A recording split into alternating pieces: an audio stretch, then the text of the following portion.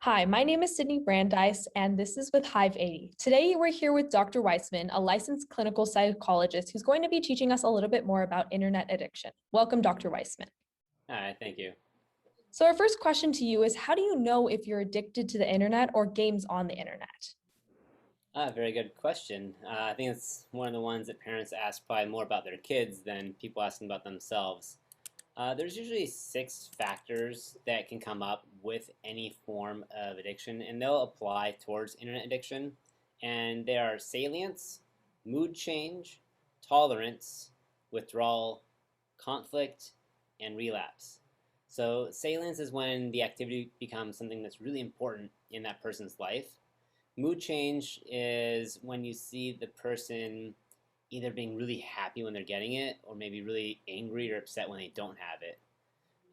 Tolerance happens as we know we can build a tolerance to medication or drugs. Same thing with internet addiction. If you need some kind of extra amount of time just to get that same level that you had initially of happiness or joy out of the activity.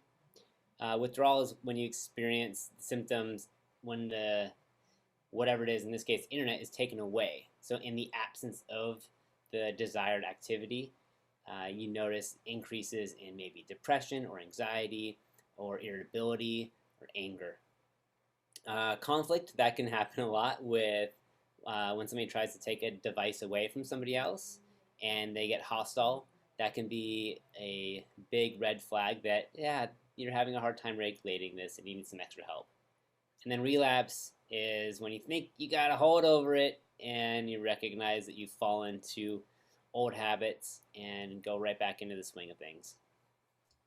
Well, how do you know exactly when to get help? Because a lot of those symptoms seem to be kind of regular things that a lot of teenagers go through. So, what's the point at which you know when to get help?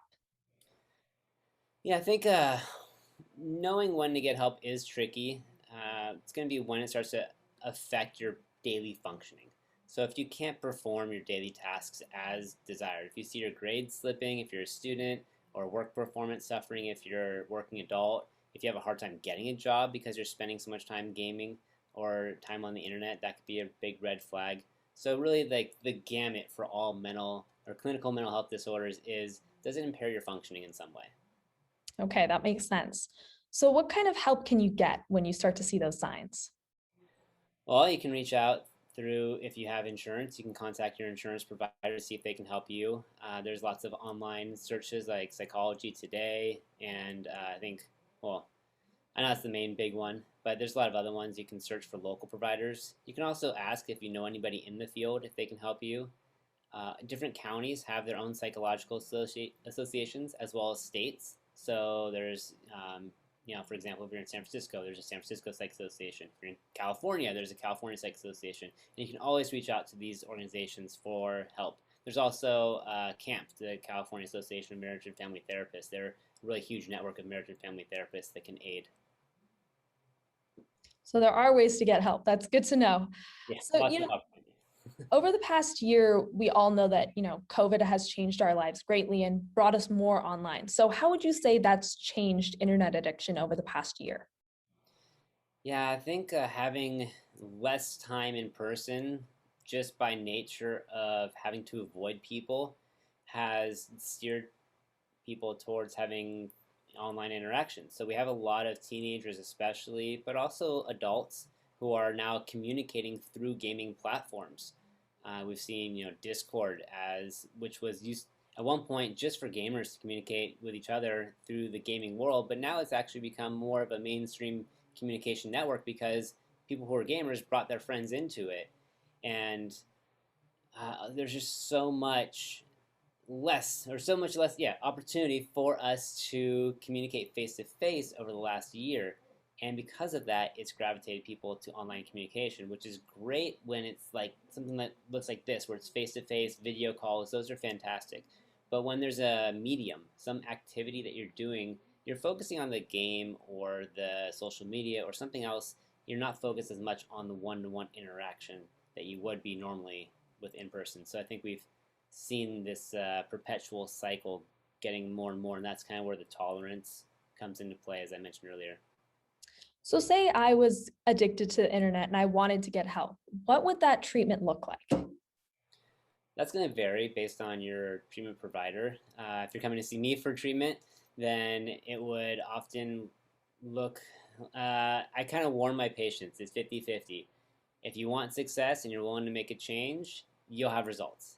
If you're dragging your feet, somebody else is bringing you to therapy for the change, it's going to be a much more arduous and difficult process. So, traditional therapy, a lot of cognitive behavioral therapy has shown to have good results. I like to use solution focused and reality therapy, which really looks at setting short term, small, achievable goals that we can address each week. Make sure you're getting progress. Because if you look at gaming specifically, there's always this leveling up process and the sense of accomplishment from doing something. And that's why it's so appealing, because you can feel and you can see your improvements. Sometimes you'll get rewards and you can see that. So the rewards that you get in real life can almost mimic it and take place, and then you prolong them and you work on bigger and loftier goals. So making them attainable is going to be the most important thing. If you're going to seek help, make sure the goals you set are achievable. Not like, I want to be happy or I don't want to feel this way anymore. Make it more specific. The more specific, the easier it'll be for you to have success in therapy. So leveling up in our own lives. I really like that. Yep. So in a time that everything is online, how can we prevent this kind of internet addiction?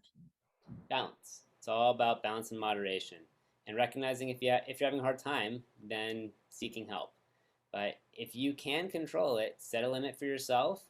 And I would recommend don't do a hard and fast limit like 2 hours. I'd say 2 to 3 hours. So if you're doing a game, that you wouldn't start a new game after the 2 hour mark. So one day you might game for an hour and 59 minutes, and then you just, well, I say, okay, hour and 59 minutes, I have time, and then you go another 40 minutes. But another day you game for 2 hours and 1 minute, oh, it's after the 2 hour mark, I'm not going to game anymore. So sticking to those rules, it's a lot easier. And then after you're done, allowing yourself at least 20 minutes just for a cool down period before you interact with others. That lets your cortisol that's been growing in your brain come down back to more resting state. Interesting. I didn't think about that, but that would make a lot of sense. What's your advice for anybody who thinks that they might be internet addicted and needs help?